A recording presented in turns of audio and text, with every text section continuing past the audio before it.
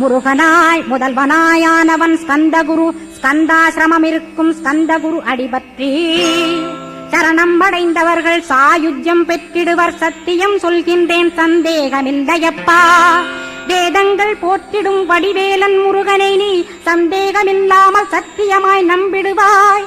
சத்தியமான தெய்வம் ஸ்கந்தகுருநாதன். சத்தியம் காணவே நீ சத்தியமாய் நம்பிடப்பா.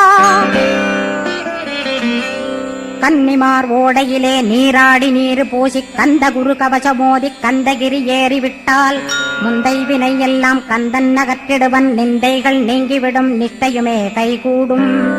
கன்னிமார் ஓடை நீரை கைகளிலே நீ எடுத்து கந்தன் என்ற மந்திரத்தை கண்மூடியுருவேற்றி உச்சியிலும் தெளித்து உட்கொண்டு விட்டிட்டால் சித்தமலமகன்று சித்த சுத்தியும் கொடுக்கும்.